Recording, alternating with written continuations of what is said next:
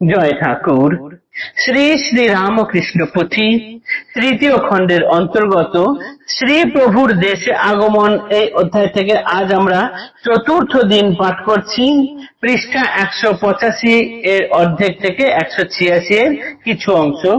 আজকের পাঠ 288 পর্ব। এর আগের দিনের পাঠে আমরা দেখেছি ঠাকুরকে দেশের লোকেরা কেউ কেউ এত ভালোবাসতেন, এত বিশ্বাস করতেন যে তুলনা করা যায় না।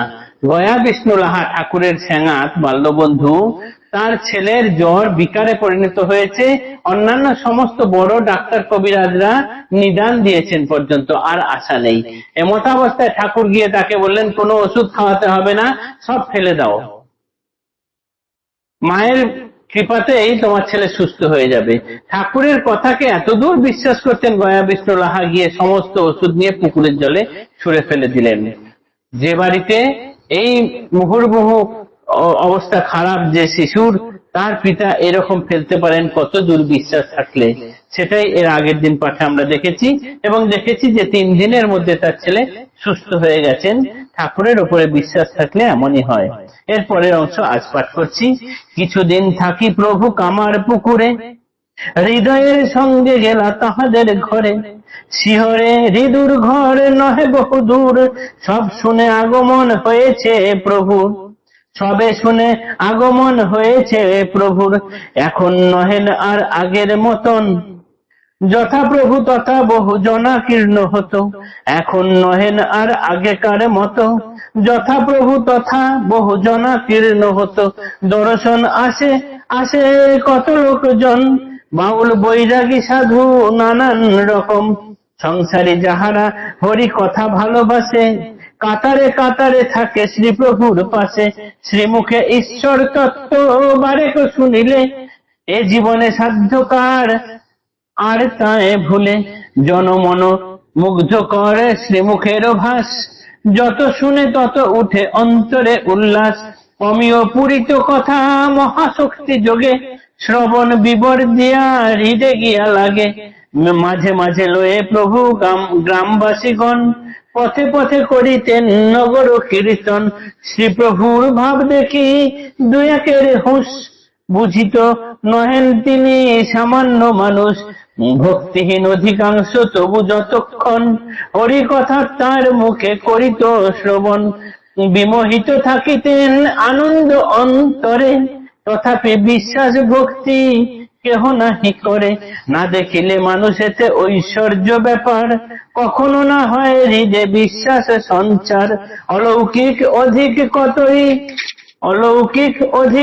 কতই দেখে লোকে, তথাপি যেমন তেন কিছু না চমকে, কি ঘটিল শুনো মনে ঐশ্বর্য আখ্যান, খানাকুল গণ্ডগ্রাম সুপ্রসিদ্ধ স্থান। ঠাকুর কিছুদিন কামারপুকুরে থেকে তারপরে হৃদয়ের সঙ্গে তাদের বাড়িতে গেলেন। তাদের বাড়ি শিহরে। এই শিহর গ্রামে হৃদুর বাড়ি। শিহর কামারপুকুর থেকে খুব বেশি দূরে নয়, কিন্তু এখন আর আগের মতো ঠাকুর নেই। মানুষ যখন শোনেন যে এইখানে ঠাকুর এসেছেন, সেখানেই গিয়ে বিভিন্ন লোকজন ভিড় করে থাকেন। সেখানে বাউল বৈরাগী সাধু দরবেশ সবাই গিয়ে হাজির হন।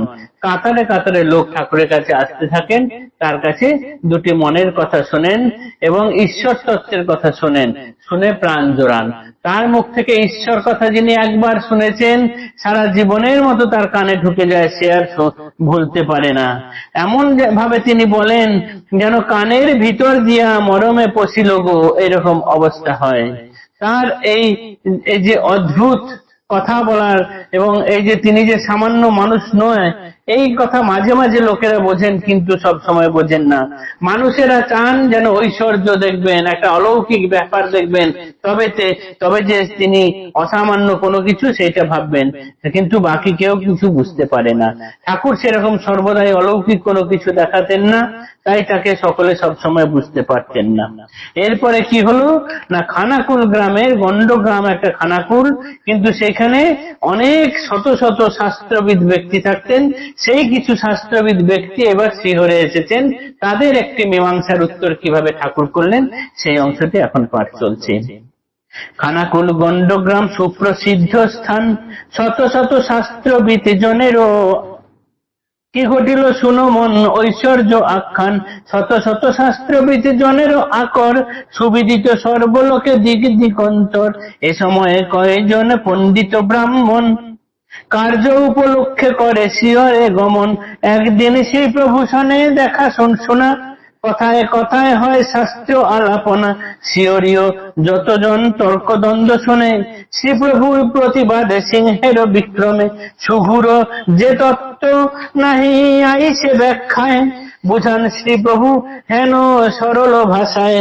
শত শত সরল উপমা সহকারে, সুমূর্খ যে শুনে সেও বুঝিবারে পারে।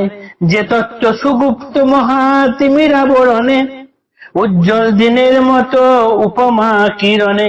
প্রভুর শ্রীবাক্যে জ্যোতি নহে বলিবার, উদয় যথায় কভু না থাকে আধার। শ্রীবাক্যে আছিল তার এত দুর্বল, তিলাধার ধরে শুনে সাগরের জল।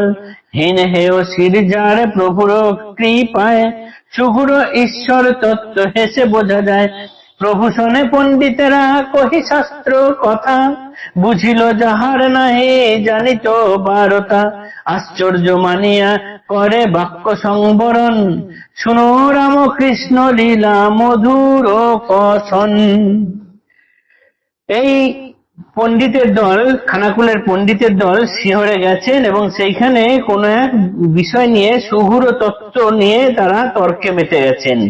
যারা শিহরের লোকজন তারা সেই তর্ক শুনছেন এবং কিছু বলতে পারছেন না, কিন্তু ঠাকুর সেই তর্কের সেই তত্ত্ব কথার ব্যাখ্যা শুনে গর্জন করে উঠলেন। সে যে তত্ত্বের সহজ ব্যাখ্যা হয় না, ঠাকুর সেই গূঢ় তত্ত্বর খুব সরল উপমা সহকারে সুন্দরভাবে বুঝিয়ে দিলেন। এমন সুন্দর সরল ভাবে বোঝালেন যে অতি মূর্খ ব্যক্তিও একবার শুনলে পরে সহজে বুঝে যাবেন, এবং এমন ভাবে বোঝালেন যেন উজ্জ্বল দিনের আলোর মতো পরিষ্কার। ঠাকুরের কথা এইরকম ভাবে যার হৃদয়ে প্রবেশ করত, একবারে উজ্জ্বল জ্যোতির আলোর মতো তার হৃদয় আলোকিত করে দিত। পণ্ডিতেরা এবার বুঝতে পারলেন ঠাকুর কি বস্তু, তাই তারা আর কথা বাড়ালেন না তার সঙ্গে। শোনো রামকৃষ্ণ কথা, শোনো রামকৃষ্ণ লীলা মধুর কথন, আশ্চর্য মানিয়া করে বাক্য সংবরণ। পণ্ডিতেরা এবার কথা বন্ধ করলো, ঠাকুরের লীলা কথা আমরা শুনতে থাকলাম। জয় ঠাকুর, নমস্কার।